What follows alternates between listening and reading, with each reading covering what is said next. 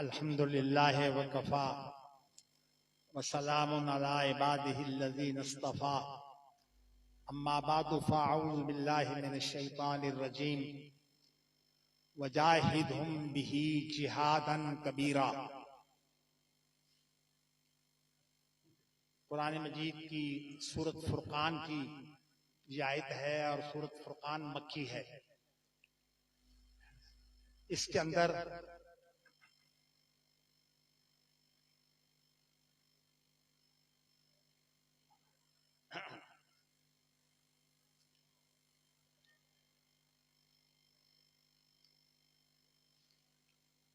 जिहाद का जिक्र है। हमारे यहां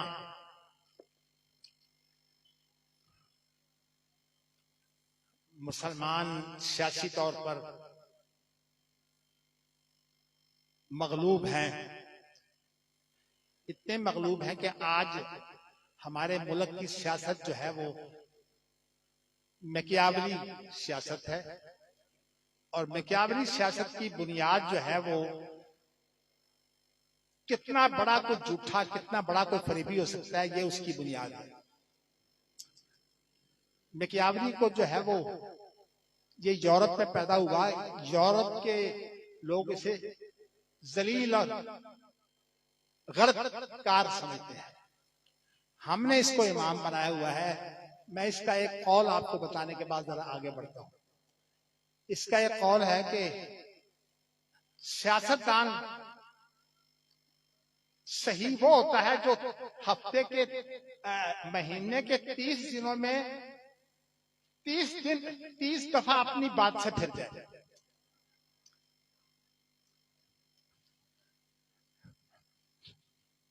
ये मैकियावली का कौल है। और हमारे मुल्क में मैं समझता हूं कि सबसे बड़ा सियासतदान वो है जिसने 5 साल पूरे किए थे। मैं नाम नहीं लेता, उसका नाम लेना भी जो है वो मेरा ख्याल ये है कि मेरा मुंह सही नहीं रहेगा। मैं बताना से ये चाहता हूं कि मक्का मुकरमा के अंदर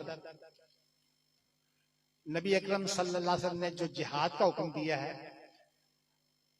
ये असल में जिहाद के माने ये है कि अल्लाह और उसके रसूल की इताअत के लिए इंसान इतना पक्का हो जाए कि उसको अपनी जुबान की कुर्बानी देनी पड़े, अपने जिस्म और जान की कुर्बानी देनी पड़े, वो कुर्बानी दे दे। इसीलिए इससे पहले लफ्ज़ फला तुतिल काफिरीन वजाहिदहुम बिही जिहादन कबीरा। तो मैंने आपको सिर्फ इतनी बात बतानी है कि जिहादी गिरोह बहुत बड़ी गलती खा गए कि उन्होंने समझा कि अब सिर्फ जिस्मानी जिहाद है। हालांकि ये और भी बहुत सी आयतें हैं जो मक्का मुकरमा में उतरी हैं, लेकिन मैंने ये आयत इसलिए पढ़ी है कि इसके अंदर कुरान का जिक्र है। जाहिर है कि कुरान मजीद कोई छुरी नहीं है, कोई बंदूक नहीं है, लेकिन ये आपको बताऊं कि कुरान मजीद देखने को छुरी नहीं है, लेकिन वैसे ही है कि कुफर का तिलाकमा जो है वो कुरान करता है। तो इसलिए एक जिहाद होता है जिस्मानी और एक होता है ज़हनी, और ज़हनी जिहाद को हम जदीद इस्लाम में ग़ज़वे फिक्री कहते हैं। मेरा जिंदगी का मिशन ये है कि अहले हदीसों को जदीद मुआशरे में इस तरह से काम करने की जरूरत है कि हर चीज को जो शरीयत के मुताबिक बनाए, और जिसमें सबसे बड़ी चीज ये है कि इज्तिमाइयात जो है ये भी शरीयत के मुताबिक। और इज्तिमाइयात में आज सरखैल क्या चीज है? सियासत। ये भी किताब सुन्नत के मुताबिक हो, लेकिन इस पर मैं इंशाल्लाह फिर किसी वक्त तफसीली गुफ्तगू करूंगा। आज मुझे आपको ये बताना है कि अहले हदीस जिससे पूछा जाए, उलमा से भी अगर आप सुने तो एक ही बात कहेंगे कि अहले हदीस मुकल्लद नहीं होता। इमाम बुखारी के बारे में हालांकि उस वक्त मतलब था ही कोई नहीं,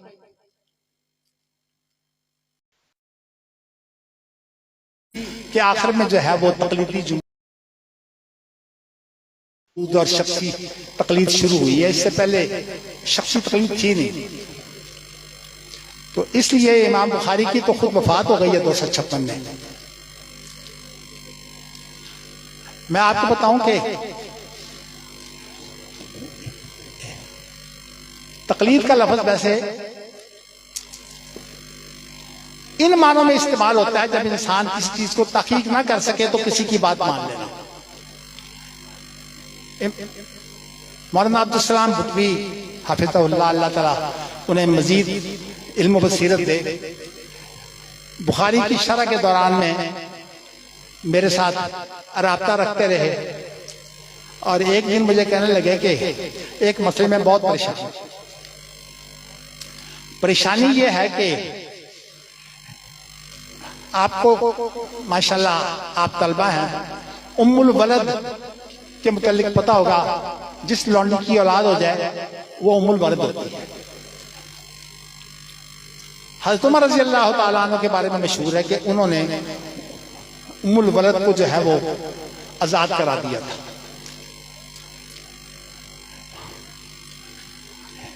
इमाम शाफी रहमतुल्लाह अलैह ने इसके ऊपर तहकीक की, ज़हन नहीं खुला। तो इमाम शाफी रहमतुल्लाह अलैह कहते हैं कि मैं इस मामले में हज़रत उमर का मुक़ल्लिद हूं। मैंने आपको ये इसलिए बात बताई है कि आमतौर पर यह समझा जाता है कि बात यह है कि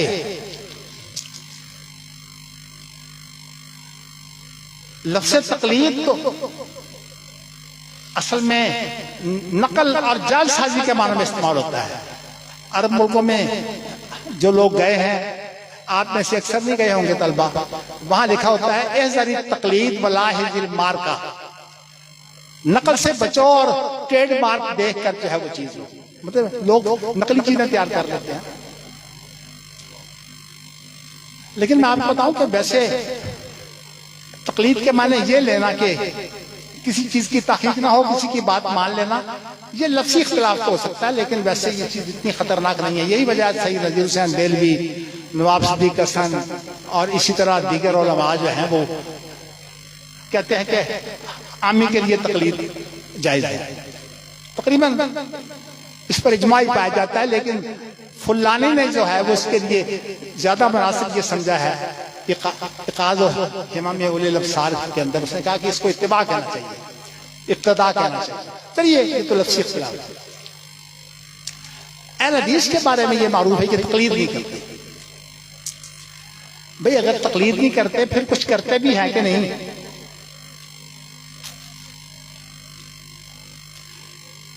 भाई अगर किसी की बात जो है वो नहीं माननी तो इसका माना क्या है कि फिर आप खुद जो है वो मासूम बनकर जो है वो मुफ्ती बन जाए, हर आदमी मुफ्ती बन जाए।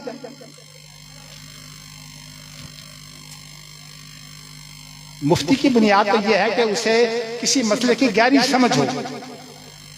इमाम शाफी को अगर गहरी समझ नहीं है उम्मुल वलद के बारे में तो वो कहते हैं कि मैं हज़रत उमर का मुक़ल्लिद हूं इस मामले में। तो फिर तकलीद कैसे छोड़ी जा सकती है कि आप जो है वो ज़हनी तौर पर गहराई में जाएं, उन तरीकों को समझें जिन तरीकों से जो है वो अहले इल्म जो है वो इज्तिहाद किया करते हैं। वैसे हमारे यहां तो एक फैशन हो गया ना अनफियों को बुरा भला कहना। इमाम अबू हनीफा के जो शागिर्द हैं, साहिबैन वगैरह वगैरह, सारे ये सारे गैर मुक़ल्लिद। अगर मसला तकलीद है तो फिर इमाम अबू हनीफा कहां मुक़ल्लिद? तो इसलिए आज के दौर में तो वैसे मैं आपको बताऊं कि ये भी गलत है। आज के दौर में इताअत ही खत्म हो गई है, तकलीद तो क्या खत्म हुई थी, इताअत ही खत्म हो गई। तो इसलिए असल बात जो है वो है कि आप तहकीक करें और तहकीक नाम है ज़हनी तगोताज का, ज़हनी मेहनत का, जिसे इज्तिहाद कहते हैं। इसलिए मेरा मिशन ये है इस दरसगाह से और भी जितने भी मैं काम करता हूं कि किसी तरह अहले हदीस को जो है वो इज्तिहाद का सबक जो है वो सिखाया जाए। मैंने इसी शौक में जो है वो उसूल इज्तिहाद पर जो है वो डॉक्टरेट किया था, और मैं आजकल भी पढ़ाता हूं तो उसूल शरीयत पढ़ाता हूं। मैं उसकी ताबीर यही करता हूं कि असल में मैं इज्तिहाद के तरीकों का जायजा लेता हूं और पेश करता हूं। ये आपको बता दूं, इमाम शाफी तो बाद के लोगों में शामिल हैं, इमाम मालिक, इमाम शाफी, और इनसे पहले सईद बिन मुसय्यब और इसी तरह इमाम बुखारी और इमाम मोहम्मद, इमाम अबू यूसुफ, नहीं मैंने अभी बात और कहनी है इसलिए मैं फिलहाल इमाम मोहम्मद और इमाम यूसुफ को शामिल नहीं करता। कि असल में दो इज्तिहादी मकतब फिक्र है। एक इज्तिहादी मकतब फिक्र है जिसका नाम है अहलुल हदीस, और एक इज्तिहादी मकतब फिक्र है जिसका नाम है अहलुर राय। और ये फुरुआत में इनके जो उसूल है उनका फर्क है। वैसे आजकल मेरे दुरूस जो है वो जुमेरात के दिन होते हैं, आखिरी मेरा दर्स जो है वो इस जुमेरात को है, और उसमें अहलुल हदीस और अहलुर राय के तरीका तदवीन के बारे में जो है वो मैंने दर्स देना है इंशाअल्लाह। मैं बताना आपको ये चाहता हूं कि जब तक अहल हदीस के अंदर इज्तिहादी सलाहियत पैदा नहीं होती, अहल हदीस के अंदर कोई आदमी फतवा देने का अहल नहीं है। इसलिए वो लोग जिन्होंने उसूल इज्तिहाद पढ़ा ही नहीं कभी, उसूल इज्तिहाद का इल्म नहीं है, वो मुफ्ती बने हुए हैं। ये बिल्कुल वही सूरत हाल है कि उलमा खत्म हो जाएंगे, और ये है कि उनकी जगह पर वो लोग बैठेंगे जिन्हें ये पता नहीं होगा इस्तिदलाल क्या होता है। आपको पता है कि इमाम बुखारी ने दो चीजें बड़ी नुमाया की सही बुखारी के अंदर। एक तो दलालत क्या होती है, और फिर यह है कि दलालत कैसे होती है, ये इज्तिहाद, और उसके बाद फिर इस्तिदलाल का जिक्र किया है। इसलिए आमतौर पर कहा ही जाता है कि इमाम बुखारी का जो उसूल इज्तिहाद था वो इस्तिदलाल था। इस्तिदलाल बहुत वसी मानों में है, इस पर बड़े बड़े पीएचडी हो चुके हैं। इमाम शाफी जो है वो इज्तिहाद की तमाम किस्मों को जो है वो क्यास करते हैं। कहते हैं, उनके अल्फाज हैं रसाले में, अल इज्तिहाद हुवल क़ियास, नहीं अल क़ियास हुवल इज्तिहाद। क़ियास जो है वही इज्तिहाद है, यानी एक, और फिर बाद में इस्तिंबात और इस्तिदलाल को भी जो है वो इसमें शामिल कर दिया। उनके नजदीक इज्तिहाद की तमाम किस्में क्यास है। इस वजह से जितने इमाम शाफी क्यास के कायल है ना, इतना कोई नहीं है। हनफी तो उनके मुकाबले में पास तो नहीं है क्यास में। ये इंशाल्लाह जरा लंबी बातें हैं, ये अगर इसका मुताला करना चाहते हैं तो जरा फादुल्लाह साहब जब इसको उस अहलुल हदीस और अहलुल राय के इज्तिहाद के इख्तिलाफात पर जो है वो मेरी गुफ्तगू जो है वो मुरत्तब करेंगे, शाया होगी तो इंशाल्लाह फिर आपके सामने आ जाएगा। वैसे किसी ने पढ़ना हो तो मेरे रसाला में उसूल इज्तिहाद के अंदर मैंने इस पर गुफ्तगू की है, लेकिन बहुत मुख्तसर।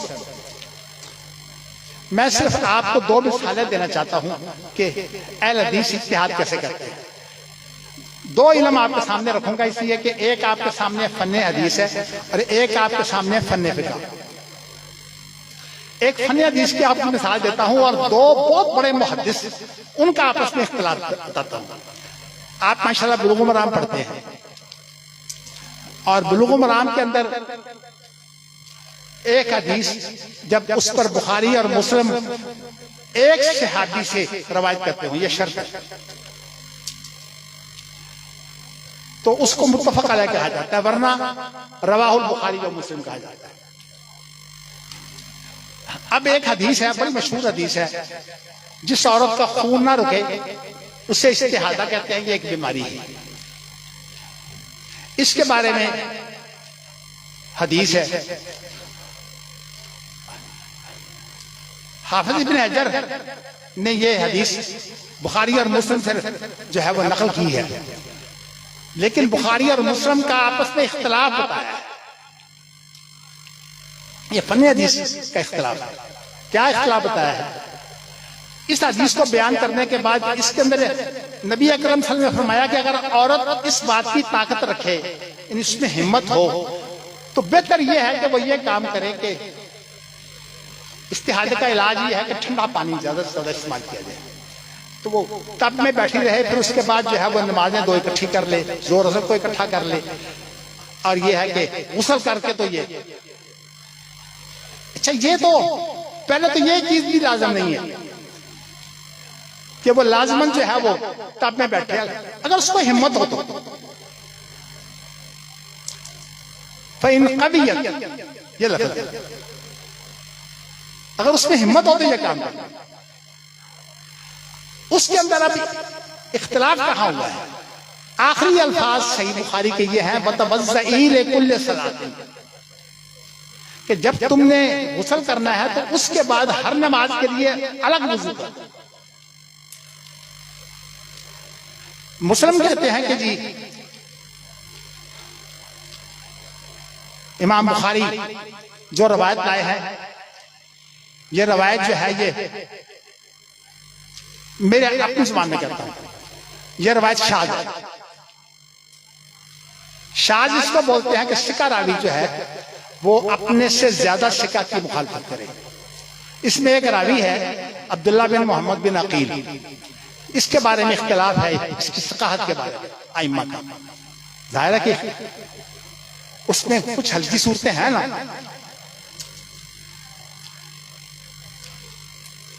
इसमें मतवज़्ज़ई लिकुल्लि सलातिन जो है इसकी गलती है।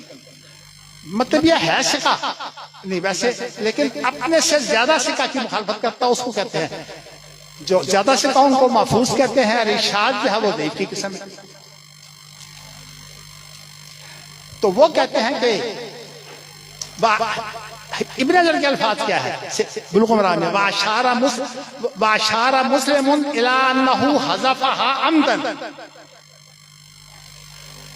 मुस्लिम ने यह इशारा किया है कि ये अल्फाज वतवज़्ज़ई लिकुल्लि सलातिन, इस रवायत में उन्होंने खुद जो है वो इनको हज़फ किया है, वो इनको सही नहीं समझा। इसलिए कि जो सही बात है वो ये है कि अल्लाह के रसूल का हुक्म नहीं था, ये उस औरत का खुद ब खुद अमल था। इसलिए कि इस्तिहादे का इलाज है, जितना पानी इस्तेमाल कर सकते हो करो, वो पानी ज्यादा से ज्यादा इस्तेमाल करो। तो इसलिए इस मामले में जो फतवा है वो इमाम मुस्लिम की जो हदीस है उस पर दिया जाता है। अभी माशाल्लाह मौलाना अब्दुल अजीज अलवी साहब ने बड़ी उम्दा बात कही कि हम इमाम बुखारी की रवायत की तो अहमियत के कायल हैं, लेकिन राय के कायल नहीं। लेकिन बात यह है कि अगर रवायत में भी इख्तिलाफ हो फिर भी देखा जाएगा, वहां भी तहकीक होगी कि किसकी रवायत जो है वो ज्यादा बेहतर है। असल में अभी एक मसला जिक्र हो रहा था, मैंने वैसे यही असल में जो मसला है वो ये है कि ये जो है ना इमाम बुखारी के नजदीक के एक गवाह और उसके साथ वही कसम उठा ले, इमाम बुखारी के नजदीक ये रवायत ही सही नहीं। इख्तिलाफ इस बात का है, इसलिए कि रवायत हसन दर्जे की है। तो इमाम बुखारी जो है वो हसन दर्जे की रवायत तो लेते नहीं है। और दूसरी बात यह है कि बज़ाहिर कुरान के मुखालिफ है, तो हसन दर्जे की रवायत जो है कुरान की मुखालफत करे तो ये बात नहीं बात बनती। अब जैसे मैं आपको बताता हूं कि कुरान में तो कहता है कि ये जो 15 शाबान है ये लैलतुल क़द्र है, इन्ना अंज़लनाहु फी लैलतिन मुबारकतिन, कुरान मजीद को जिस रात में उतारा है वो लैलतुल क़द्र है। और रवायतें हसन दर्जे की, मौलाना अब्दुर्रहमान मुबारकपुरी भी गलती खा गए, कहते हैं रवायतों को इकट्ठा करो तो ये सारी मिलकर हसन दर्जे की हो जाती है। लेकिन मुहद्दिस रोपड़ी कहा करते थे कि नहीं, उनको गलती लगी है। असल में जब तक असल सही हदीस से साबित ना हो, मेयारी हदीस से साबित ना हो, उस वक्त तक रवायतें कितनी भी इकट्ठी हो जाए उनकी कोई हैसियत नहीं।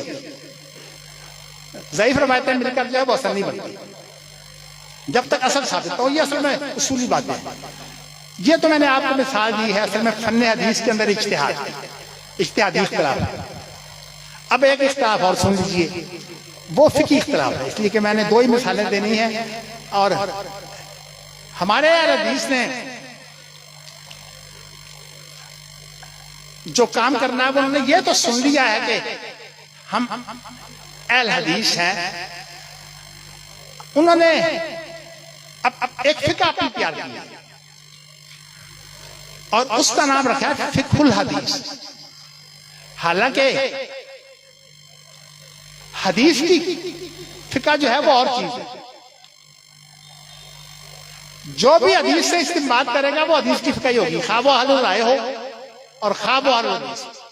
अगर आपने सही रफज बोलना तो कहेंगे फिका अहलुल हदीस, क्योंकि अहलुल हदीस है कि इत्तेहादी मकबूल फिक्र है। फिका अहलुल राय, बड़े बड़े मुहद्दिस मौजूद हैं। क्या इमाम मोहम्मद बिन हसन मुहद्दिस नहीं है?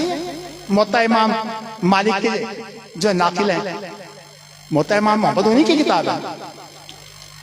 इसी तरह बड़े बड़े मुहद्दिस मौजूद हैं।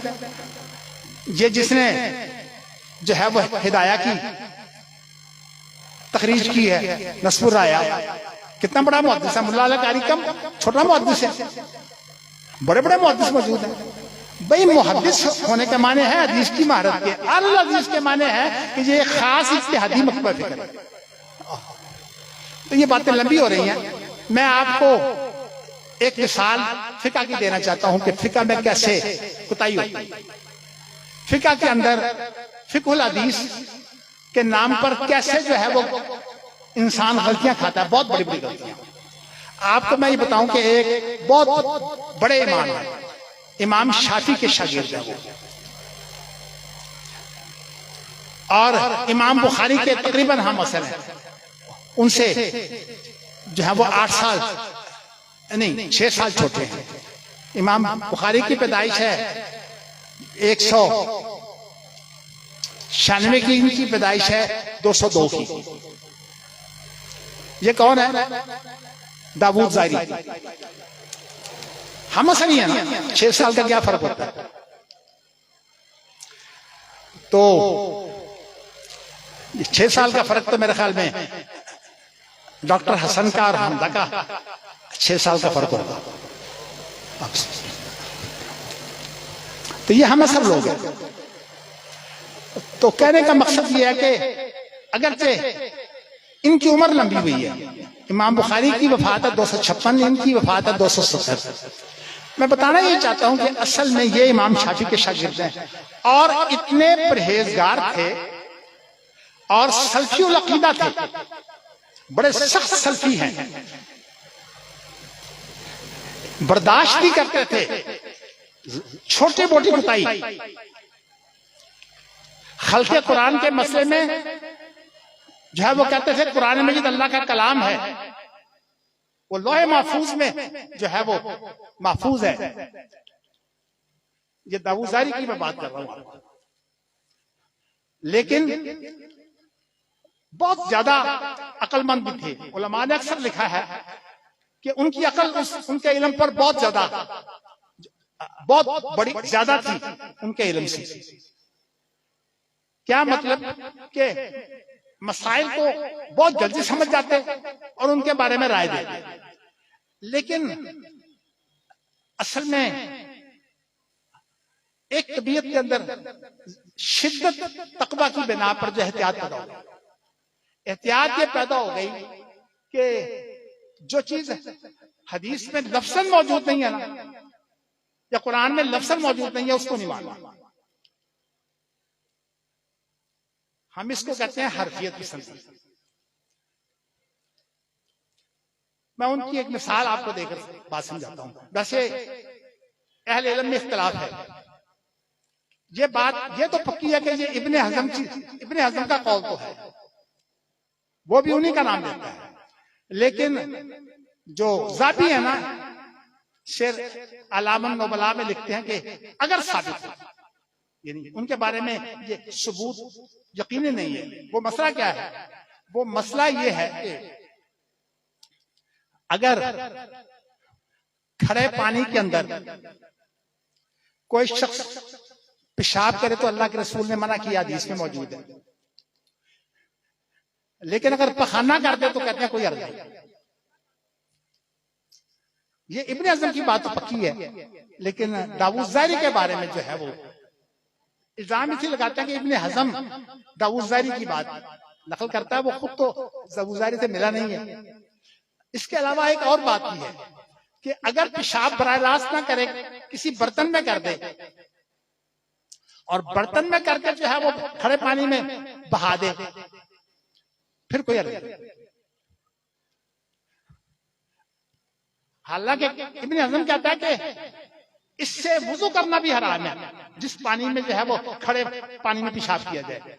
लेकिन अगर बर्तन में करके जो है उसके अंदर फेंक दिया जाए, फिर वुजू करके फिर आप गुस्ल भी कर लें। ये असल में हिकमत का इनकार है। और इमाम बुखारी ने हिकमत की अहमियत जो खुद क़ियास और इज्तिहाद की बुनियाद है, वो किताबुल अहकाम जो है ना उनकी, उसके अंदर उन्होंने बड़ी तफसील से हिकमत को बयान किया। और इब्ने तैमिया का पूरा तसव्वुर हिकमत का जो है वो इमाम बुखारी से लिया हुआ है। इस्तिलाल की जितनी भी सूरतें हैं सारी की सारी इमाम बुखारी से ली है। ये सही तर्जुमान इब्ने तैमिया है। लेकिन मैं आपको जो बात बता रहा हूं वो ये है कि अब मैं थोड़ा सा आपको जवाब भी दे दूं। कभी अगर आप हरफ के, इसको मौलाना हनीफ नदवी साहब ने नाम दिया है हरफियत की सदी, यानी हरफों के पीछे चलना।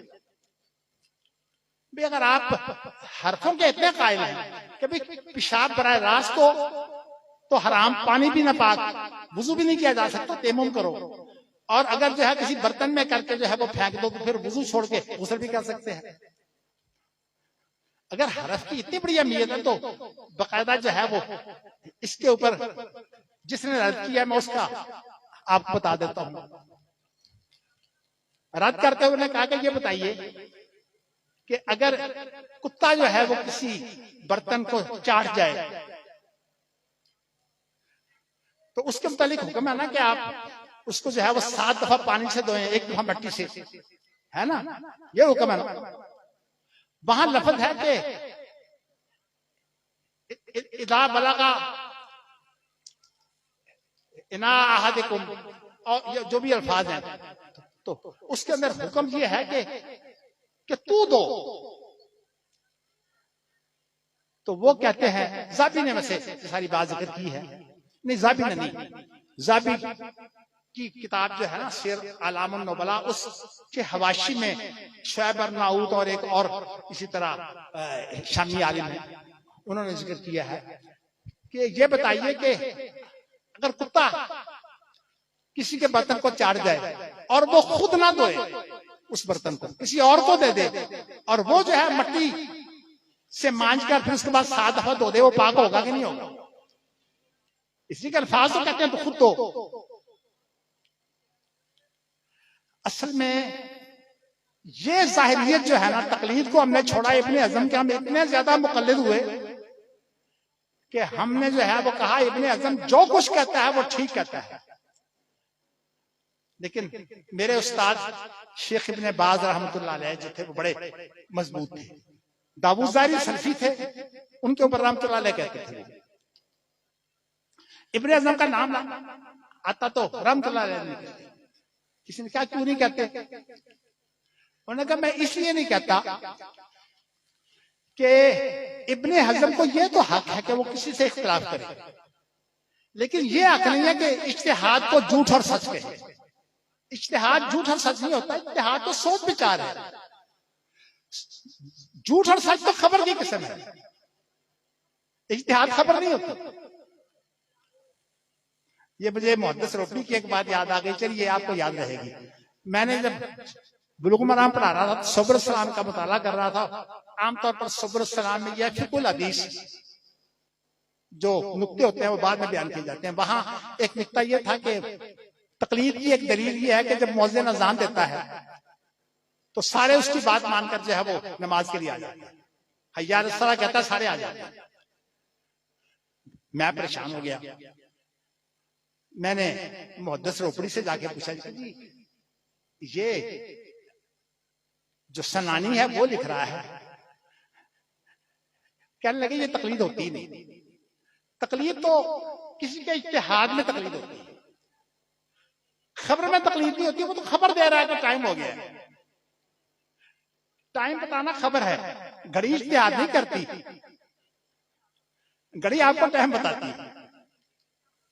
आप बताऊं ये बारीकियां असल में आपको बताऊं कि मुहद्दिस रोपड़ी मेरे वालिद,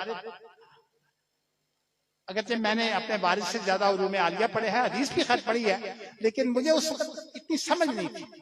बुनियाद तो उन्होंने मेरी बैठाई थी, लेकिन मैंने अल्हम्दुलिल्लाह जो है वो अपने वालिद साहब से इल्म पढ़ा, लेकिन मैंने उलमा के साथ पढ़ा है, मैंने तलबा के साथ नहीं पढ़ा। हाफिज अब्दुल कादिर रोपड़ी मेरे साथी थे, मौलाना मोहम्मद कंगनपुरी जिन्होंने तोहफतुल आरज़ी के अंदर हिस्सा लिया है वो मेरे साथी थे, मैंने उनके साथ पढ़ा है। लेकिन एक मुझे शरफ मिला कि मैंने वालिद साहब की वफात हो गई तो मेरे ताया मुहद्दिस रोपड़ी कहने लगे कि अब तुम जो है यहाँ के नाज़िम हो, तो पढ़ाओ भी और साथ निजामत भी तुम करो।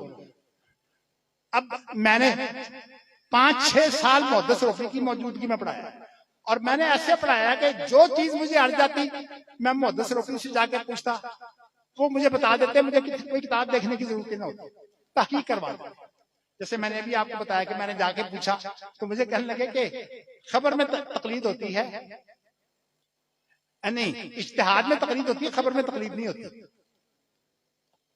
तो मैं आपको बताना ये चाहता हूं कि हमारे अहले हदीस को चूंकि इज्तिहाद नहीं आता, ये इज्तिहाद पढ़ते भी नहीं।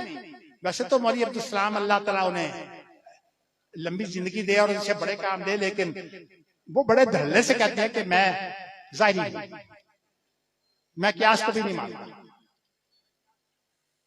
और मुझे कहने लगे कि ये जो उसूल फिक़ह ये फितना है।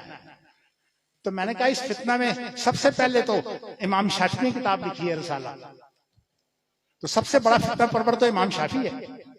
हनफी तो ऐसे दावे करते हैं, साबित नहीं कर सकते। मगर मैंने आपको इसलिए ये बात कह दी है कि देखिए उलमा के अंदर वैसे वो थोड़े से मदाहिया भी हैं। मैंने इसी तरह तकरीर की शेख इब्न बाज का हवाला देकर इसी बैतुल अतीक के अंदर। मेरी तबीयत ठीक नहीं थी, मैं तो तकरीर के बाद चला गया। मैंने कहा कि शेख इब्न बाज से किसी ने पूछा आप रहमतुल्लाह अलैह क्यों नहीं कहते इब्न अज़म को? कहते हैं इसलिए कि इज्तिहाद के अंदर झूठ और सच नहीं होता। और ये जो इब्न अज़म का कौल है ना कि सदका रसूलुल्लाह व कज़्ज़ब अबू हनीफा, ये गलत है, ये गाली है, ये सब है कि अल्लाह के रसूल ने सच कहा और अबू हनीफा ने झूठ बोला। इज्तिहाद झूठ नहीं होता। तो कहने लगे कि ये बात गलत है। मन अब्दुल सलाम हाफिज अब्दुल सलाम भुटवी को अल्लाह ताला हिदायत दे, वैसे बड़े ज़हीन है। मैं बताऊंगा कि जब खड़े हो जाते तो एक मसले के अंदर जो है वो मेरे साथ थोड़ी सी बात हुई अब्दुल मन्नान साहब फतेहपुरी की। वो कहने लगे इजमा भी शरीयत होता है। मैं था और अब्दुल सलाम भुटवी साहब थे और हाफिज सईद थे। ये 1986 की बात है। शरीयत बिल के बारे में गुफ्तगू हो रही थी कि इजमा भी। मैंने कहा कि इजमा जो होता है वो इज्तिहादात के इत्तेफाक को कहते हैं। तो इज्तिहाद जो है वो खुद मासूम नहीं होता। तो जो इज्तिहादात का इत्तेफाक है वो तो इजमा तो उसे कहते हैं। और जब खुद इज्तिहाद शरीयत नहीं है तो इजमा जो उसका नतीजा है वो कैसे शरीयत होगा? शरीयत सिर्फ वही होती है किताब और सुन्नत। इस पर इंशाल्लाह तकरीर में करूंगा चंद दिन बाद। एक जगह है वहां मेरा यही मौजूद है। बैठे हुए हैं पीछे वो भी कारी साहब अल हिकमा के अंदर। इंशाल्लाह मेरा खिताब इसी मौजूद है। मैं आपको बताना ही चाहता हूं कि अहल हदीस के बारे में हमारे जो खास तौर पर जो ठोस अहले इल्म थे ना, जिन्होंने उसूल फिक़ह पढ़ा था, उसूल हदीस पढ़ा हुआ था, हाफिज अहमद गोंदरवी रहमतुल्लाह अलैह, वो बड़ा रद्द करते हैं कि अहल हदीस ज़ाहिरी नहीं होते। मौलवी इसमें सल्फी बहुत रद्द करते हैं कि अहल हदीस ज़ाहिरी नहीं होते। और मुहद्दिस रोपड़ी का तो तकिया कलाम था कि अहल हदीस ज़ाहिरी नहीं होते। तो मुझे भी जो है वो, लेकिन मैंने आपको बताया कि भाई चलिए, मैं तो हक देता हूं कि कोई शख्स मेरे खिलाफ लिखे, मेरा रद्द करे, इसलिए कि मैं खुद मासूम नहीं हूं। मगर मैं आपको ये बताना चाहता हूं कि मासूम ना होने का माना ये नहीं है कि मैं जो है आपको जो मुझे इल्म आता है मैं आपको बताऊं भी नहीं, तरदीद आप कर ले। इसलिए मैं बताना ये चाहता हूं कि एक तो मुझे अहले हदीसों की तो खैर फिक्र बात की है, मुझे अपने खानदान की बड़ी फिक्र। आपको पता है कि हाफिज अब्दुल गफ्फार और हाफिज अब्दुल वहाब दोनों मेरे भतीजे हैं, और अब्दुल वहाब तो हमसे पढ़े हैं, हमारी दरसगाह में 8 साल पढ़े हैं। मैंने उन्हें पाला है। उनकी माँ ले आई थी कि मैं तो थक गई हूं इस बच्चे से। मैंने उन्हें पाला भी, पढ़ाया भी, फिर उसके बाद 8 साल तो दरस रखा। वो लिखते हैं किताब में, ये नहीं मानते कि रहमानिया के फारिग हैं, लिखते हैं कि हसन और हुसैन जो है वो मेरे शागिर्द हैं। भाई कहाँ है? रहमानिया में तो आप 8 साल पढ़ाते हैं। लेकिन अल्लाह की कुदरत है कि आज ये शौक हो गया कि भाई बड़े को ना मानो, और ना मानने का नतीजा क्या है कि ये जो तंजीम हदीस है ना ताजा, उसको जरा उठाइए, मुझे बड़ा ही दुख है। उसमें लिखा हुआ है तंजीम हदीस के इदारिया में, ये लिखा हुआ है कि खल्के कुरान के फितने का बानी जो है वो दाऊद ज़ाहिरी था। इन्ना लिल्लाहि व इन्ना इलैहि राजिऊन। इतने बड़े सल्फी को जो है वो खल्के कुरान के फितने का बानी बना दिया। खल्के कुरान के फितने का, अगर आप जाद बिन दिरहम को या जाम बिन सफवान को और बिशर मरीसी को छोड़ दें, भाई असल बानी तो वो है जो मोतज़िली हैं। इसलिए मैं आपको जो बात कहना चाहता हूं वो ये है कि इतनी जहालत। मैं उन्हें एक बात कहता हूं कि हफीजुल्लाह मुहद्दिस रोपड़ी की तफसीर मौजूद है उनके पास, वो मुझे दिखा दें, एक कापी मुझे दे दें, मैं उसकी नजरसानी करके आपको दे देता हूं, आप छाप लें। मुझे देने के लिए जा रहे हैं भाई। अगर ये बात हो जाए ना तो ये मेरे ख्याल में बातें बेवकूफी की होती है। मैंने इसलिए ये बात कही है कि फिर कम से कम तहकीक कर लिया करें। इतनी बड़ी बात कह दी कि दाऊद ज़ाहिरी, और 2-3 दफा कहा कि वो बानी है खल्के कुरान के फितने का। इन्ना लिल्लाहि व राजिऊन, बहुत बड़ी गलती। ये हमारे अर्जिशों की हालत है। लेकिन मैंने अपने खानदान का नाम इसलिए ले दिया कि कोई बात नहीं, मेरे भतीजे हैं, कल को मेरे पास आएंगे तो मैं उन्हें नसीहत भी करता हूँ। इसलिए कि दुनिया के अंदर आजमाइशें तो होती है, मेरी भी आजमाइश है। मेरी आजमाइश पता क्या है कि मेरे दस्तखत इतने हल्के हो गए हैं कि कंप्यूटर से लेकर जो है वो 1000 संदेश जारी कर दो।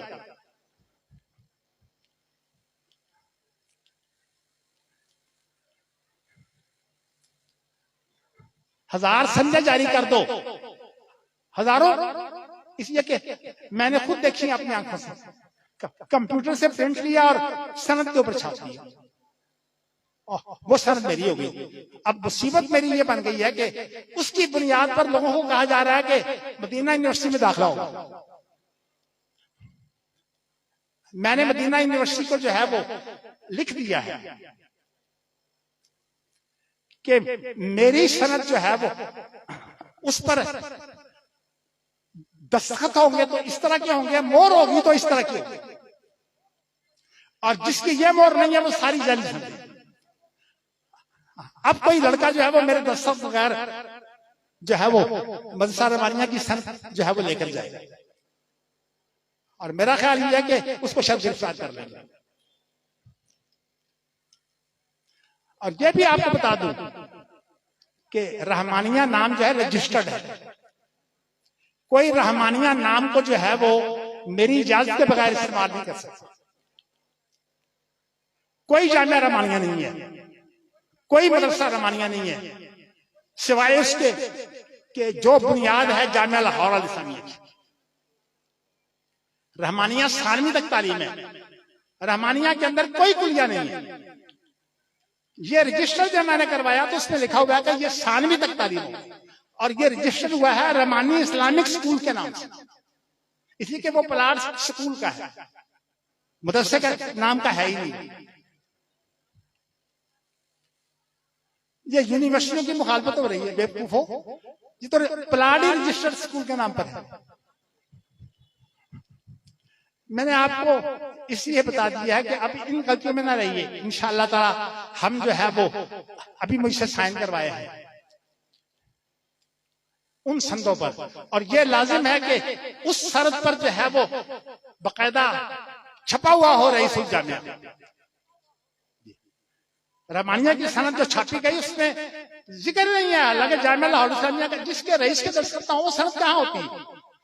सनद के ऊपर गवर्नर के साइन होते हैं, वाइस चांसलर के भी नहीं होते।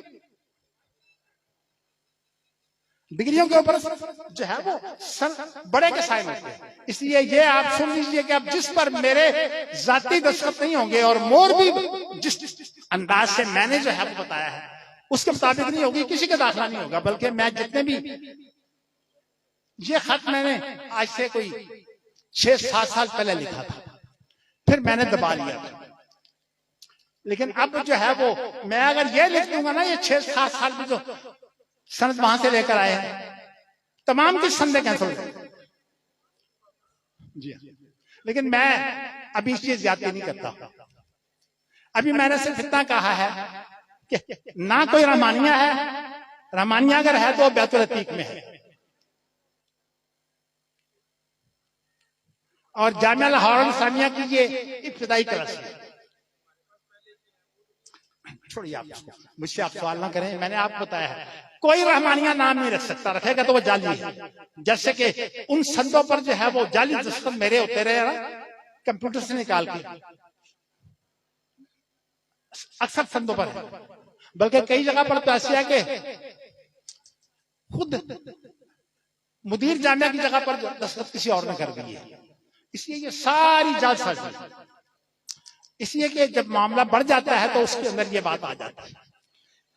मैंने आपको ये बात इसलिए बता दी है कि अल्लाह ताला जो है वो हिदायत दे। देखिए जालसाजी काम सही नहीं है। आप अगर चाहते हैं कोई शाख खोलना रहमानिया नाम से, मुझसे आगे जाती है 10 शाखें खोल दे। तो इसलिए अब ये बात तय पा गई कि इंशाअल्लाह ताला हमारे यहां से इस दफा जो है वो 15 लड़के जो है वो उनका दाखिला जा रहा है। मुझे अभी मेरे साइन करवाए हैं हाफिज अमजद साहब ने इंशाअल्लाह। तो अल्लाह ताला बात, उसके बाद क्या होगा वो मैं कुछ नहीं अभी कहता, इसलिए कि मैंने ये बता दिया कि एक तो रहमानिया नाम तो नहीं रख सकता, और दूसरा मैंने आपको ये बता दिया कि जिस सनद पर मेरे दस्तखत नहीं होंगे वो कोई सनद नहीं। चलिए जी, बात आखिर दावाना।